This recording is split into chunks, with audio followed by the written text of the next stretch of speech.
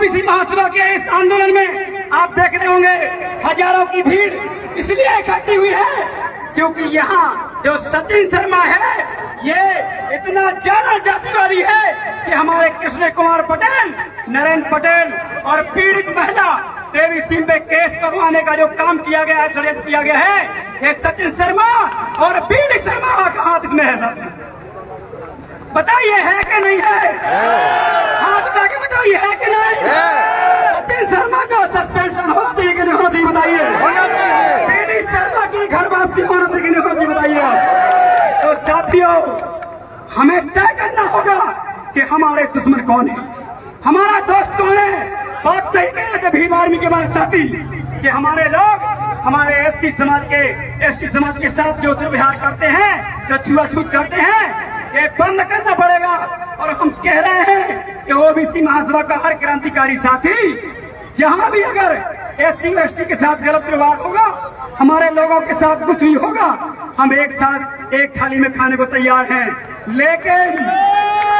लेकिन मैं एससी समाज के लोगों से भी कहना चाहता हूं, अगर जहां भी फर्जी केस का मामला आता है या आप लोगों के द्वारा गलत तरीके से एक्ट लगाने का प्रयास किया जाता है, आपके लोगों के द्वारा सवर्णों के षड्यंत्र से जो एक्ट लगाने का प्रयास किया जाता है, उसको भी आपको देखना होगा। वो केस लगना नहीं चाहिए, इसकी जिम्मेदारी आपकी होना चाहिए। साथियों, हम एससी और एसटी के एक्ट का बिल्कुल भी विरोध नहीं करते हैं। ऐसा एक्ट ओबीसी का भी होना चाहिए, क्योंकि साथियों ये सवर्ण जो हैं विधायिका, कार्यपालिका, न्यायपालिका में बैठे हैं, इन्होंने शासन सत्ता पे कब्जा किया है। और संविधान की जगह जो प्रीतम सिंह जी कहते हैं कि दो संविधान चला रहा है, एक मनुस्मृति और एक हमारे बाबा साहब भीमराव अम्बेडकर का संविधान। लेकिन साथियों, हमें देखना होगा इस देश के अंदर हम 65% की संख्या होने के बाद भी हमारी जनगणना नहीं करा रहे। बताइए क्या गलत है? एक बाप की संपत्ति में अगर जितने भी बच्चे हों उसको बराबर हिस्सा मिलता कि नहीं मिलता? बताइए, मिलता कि नहीं? अगर मान लो किसी के पिताजी एक्सीडेंट में खत्म हो जाते हैं, एग्जाम्पल के तौर पे, तो बताइए संविधान के अनुसार क्या होगा? अगर उसके 5 बच्चे हैं तो क्या बंटवारा होगा? बताइए आप। सबको बराबर मिलेगा कि नहीं मिलेगा? इस भारत देश में ओबीसी समाज की 65% की संख्या होने के बाद भी ये मनुवादी आरएसएस ये हमारे ओबीसी वर्ग के खिलाफ काम कर रहा है। ये जब से बना है तब से लगातार ओबीसी समाज को बर्बाद करने का काम कर रहा है। अगर इस देश में कोई दुश्मन तुम्हारा है तो वो आरएसएस, बीजेपी, कांग्रेस है। साथियों, एक कांग्रेस, बीजेपी, आरएसएस के लोग ये जो सत्ता शासन में बैठे हैं, मैं कहना चाहता हूँ आप लोगों को, अगर हिम्मत है तो सड़कों पे मोर्चा खोलने का काम करिए, अपनी पार्टी की दलाली गुलानी काम करने का काम मत करिए। साथियों, ये हम लोग अपना सीना तान के खड़े हैं इनके लिए, लेकिन इनको अपनी पार्टी को लात मार के ओबीसी महासभा ज्वाइन करना पड़ेगी। साथियों, करना चाहिए कि नहीं करना चाहिए? साथियों बताइए। लेकिन इन लोगों को डर लगता है कि मेरी टिकट न कट जाए, मेरा सम्मान कम न हो जाए। लेकिन मैं कहना चाहता हूँ, दूसरा प्रीतम सिंह कब कौन बनने वाला है, जल्दी तैयार हो जाए। साथियों, जैसा कि हमारे बघेल साहब बैठे हैं, राज साहब बघेल साहब, इनकी हिम्मत को दाग देंगे हम।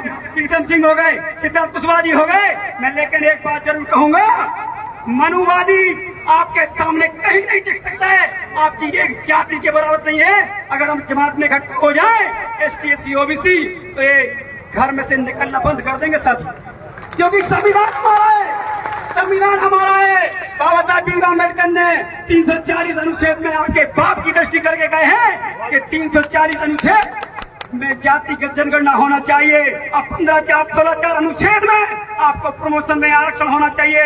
लेकिन मनुवादी, ब्राह्मणवादी सोच के लोग जिस प्रकार से कुंडी मान के न्यायालय में बैठे हैं, इन्होंने इतनी, मैं कह रहा हूँ, ब्राह्मण जो होते हैं गलत न सोचे, मैं खुद बोलता हूँ, मैं कहता हूँ अगर वाकई मानवतावादी हैं तो एक ब्राह्मण लोगों ने क्यों न्यायालय में जाके आपके खिलाफ याचिका लगाई?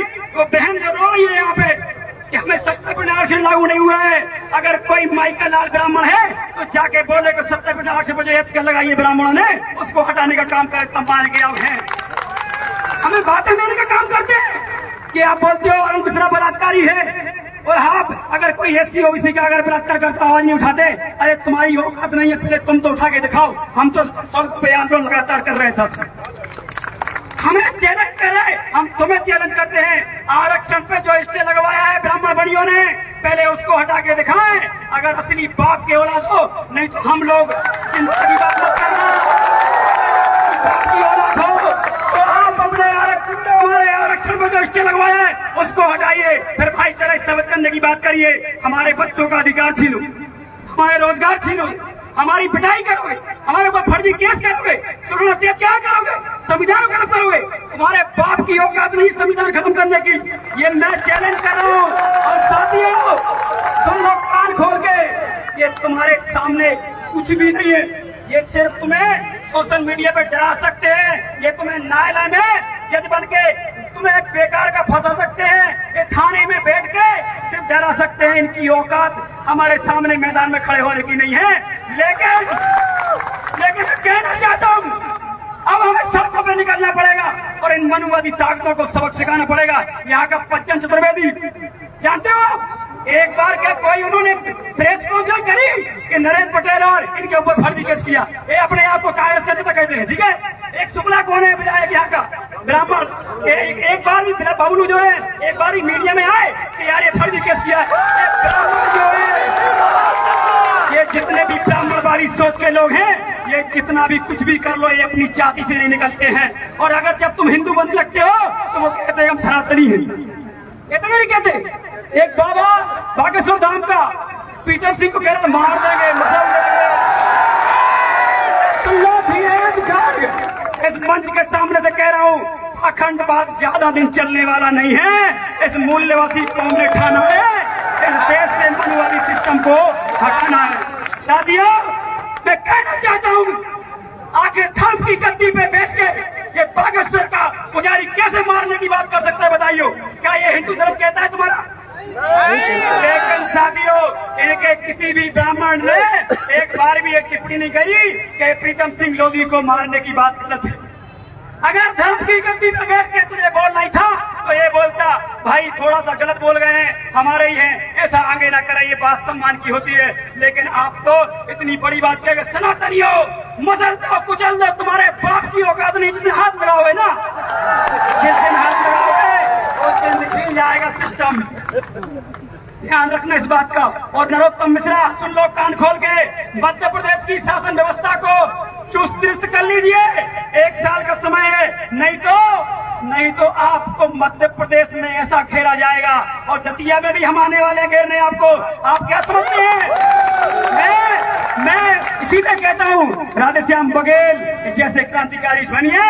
और बीजेपी के जितने भी नेता हैं, बीजेपी कांग्रेस में मैं हाथ जोड़ के निवेदन करता हूँ, मुझे पता है कि बीजेपी कांग्रेस में 2-2 पार्ट हो गए हैं, एक ओबीसी एसटी की विधायक, एक सवर्ण विधायक। इस नदी को इसको और आगे बढ़ाइए। और मैं चैलेंज करता हूँ, एक मैं बीजेपी कांग्रेस के पूरे विधायक को बुला के एक कार्यक्रम करवाने का काम करूंगा। आप लोग अपने लोगों को साधिए, हम बीजेपी कांग्रेस के विधायकों के मंच पे देंगे और हम नीचे बैठेंगे। वो बोलिए कितना बोल सकते हो इस बात के लिए बताइए। बहुत बढ़िया आपके